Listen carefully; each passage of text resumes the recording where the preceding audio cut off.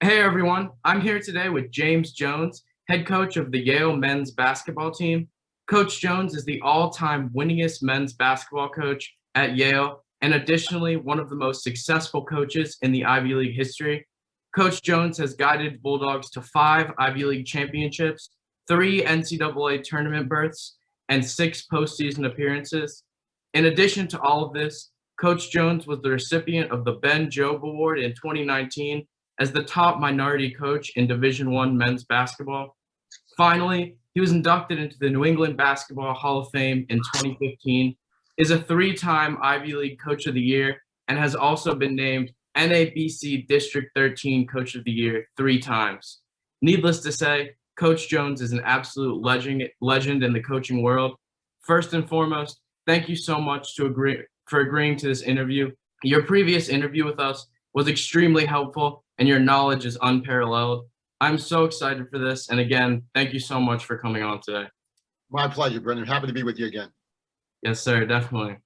All right, let's get right into it. The first question I have is, how has the recruiting process changed the dynamics of the team? Has it affected how you have been recruiting?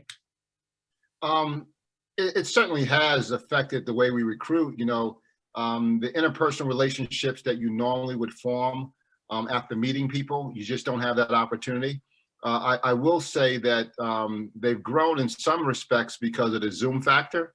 Being able to meet families and talk to them and multiple times. That's not something we had done before, so that's been really good.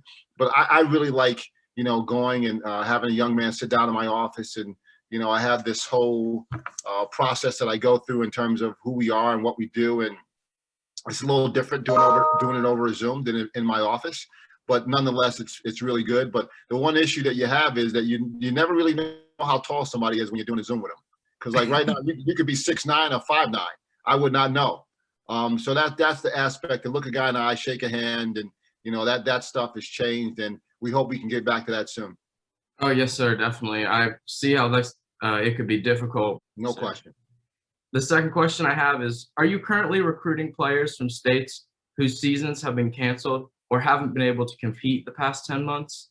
Yeah, certainly we are. Like, that's the one great thing about being at Yale. You recruit all across the country, and there are some people that are playing and have had full seasons, and some people that haven't played at all. So it's very difficult for most anybody around the country, especially those that had their seasons canceled. And I've watched a lot of tape and watched a lot of games over Zoom, and there's a lot of prep schools in the Northeast, and all they can have is inter-squad scrimmages. So I've watched a lot of those. So yes, the answer to your question is yes, we've recruited a bunch of people who've had their seasons canceled, and like I said, it's just been difficult for most of us.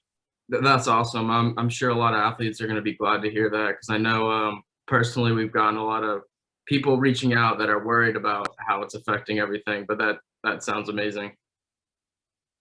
Next, we have, do recruits who have been able to play sports have an advantage with recruiting over athletes who have not played?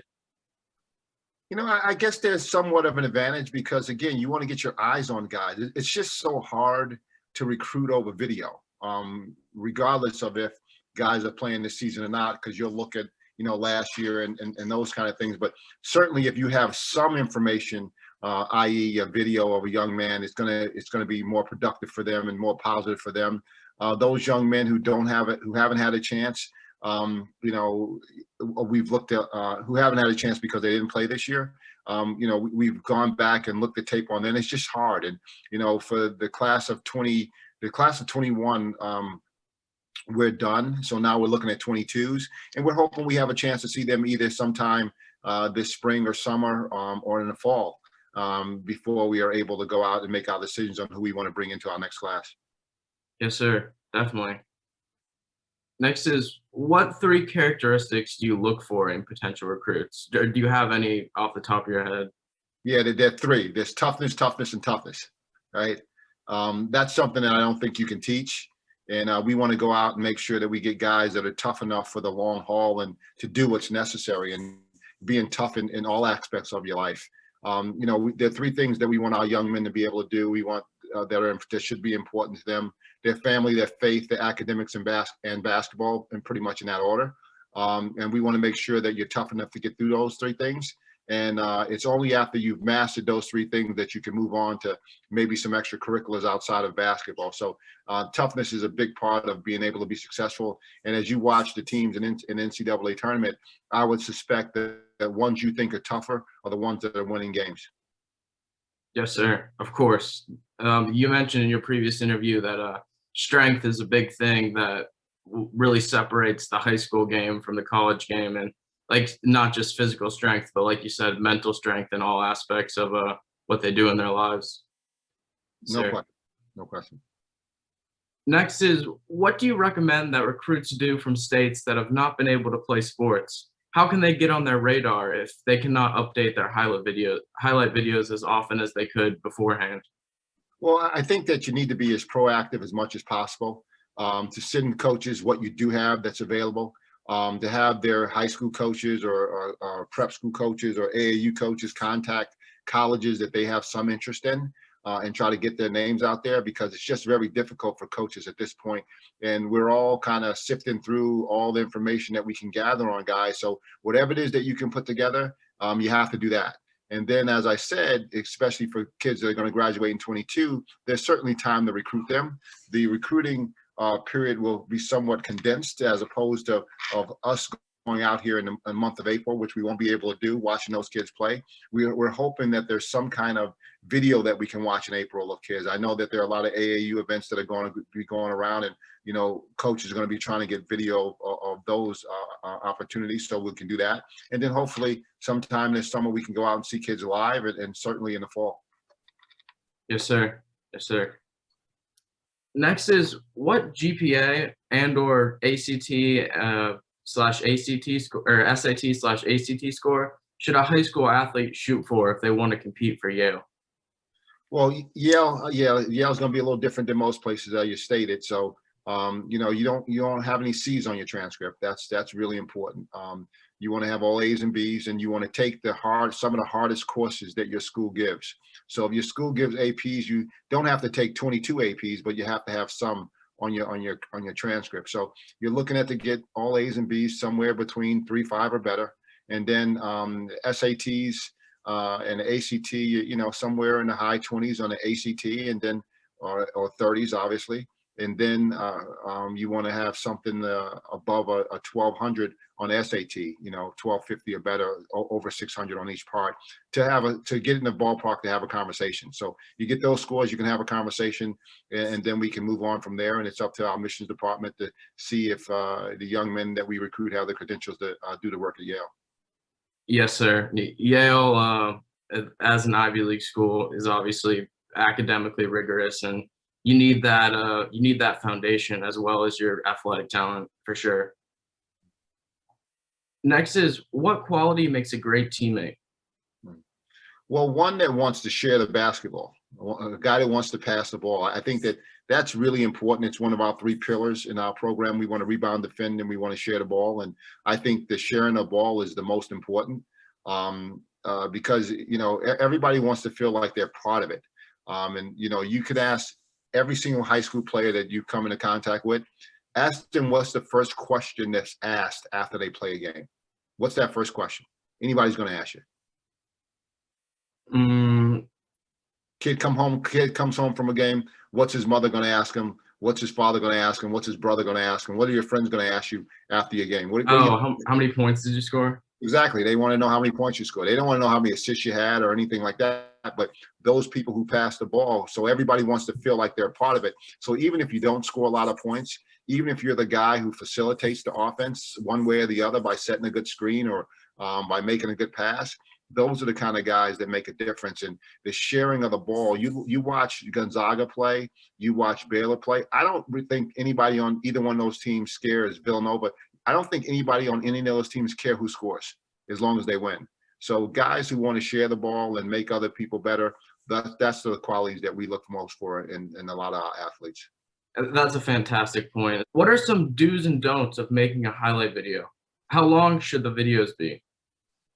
Well, again, to get my attention, I'd like to see a whole tape, right? So I would tell kids to give a short highlight tape of maybe 2.5 minutes or so, no more than 2.5 minutes, because no one's ever missed a shot on a highlight tape, right? So to watch you make shots for 10 straight minutes, I'm not going to get any information about it from that. But if you are able to show, like in 3 minutes, scoring in different ways, like, getting to the rim, dribble pull up, making threes. So showing you that you can do those three things or whatever it is that you do well. And then having a full game video behind that, that's what I would recommend, because now I could see you put, and obviously it could be your best game, but I want to see some of your faults and some of your strengths at the same time, just not all your strengths. Yes, sir. Thank you. Next is, do you look at potential recruits' social media? And if so, what do you look for? Well, we do, and what you want to look for are any red flags that you may find that a young man doesn't fit into who you are.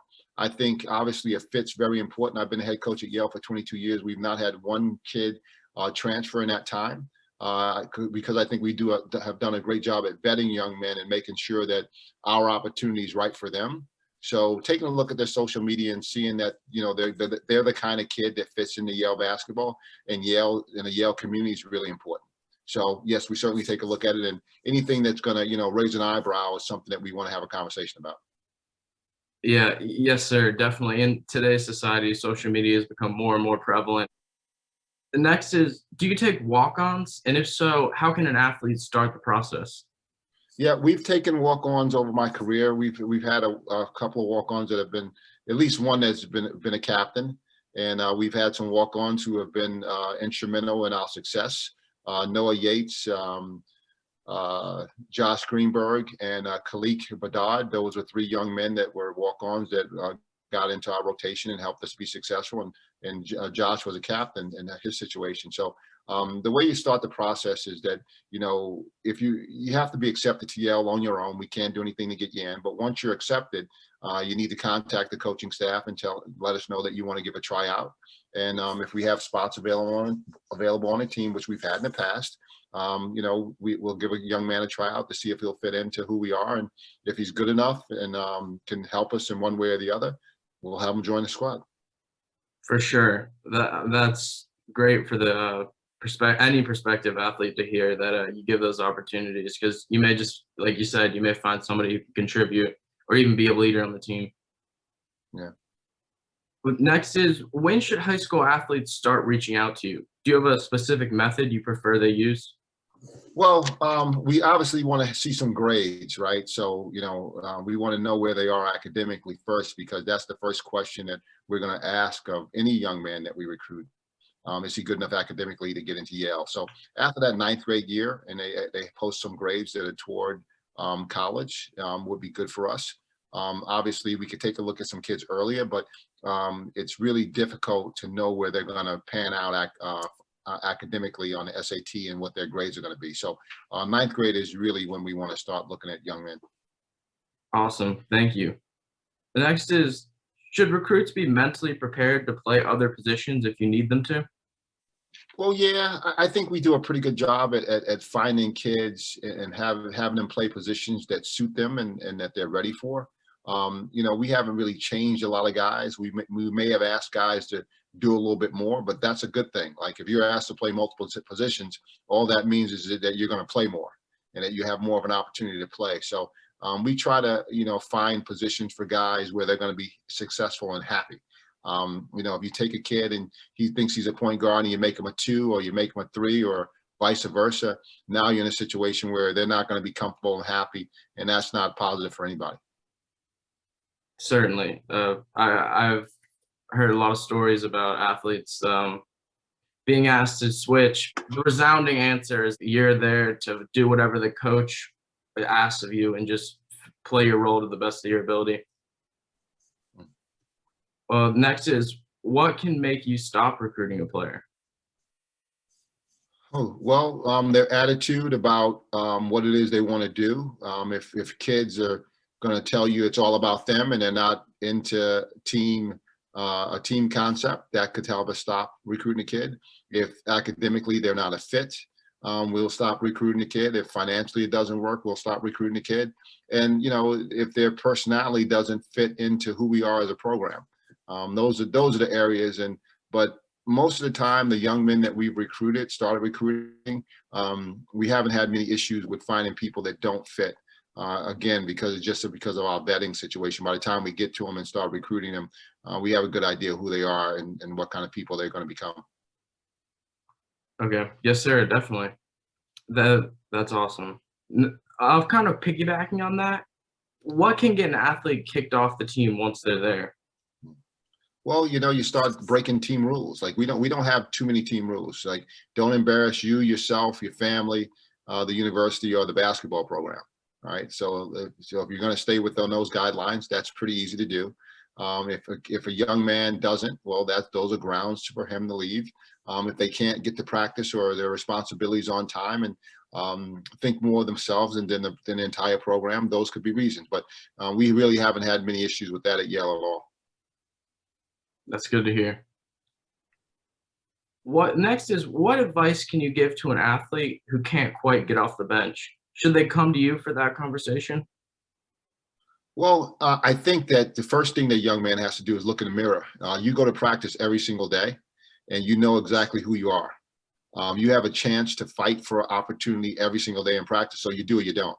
I haven't had many of those conversations because of what I just said. Guys know where they are by practice, and we don't play games where we like people. We play games that we play people that are gonna help us win a championship, and most of our guys understand that.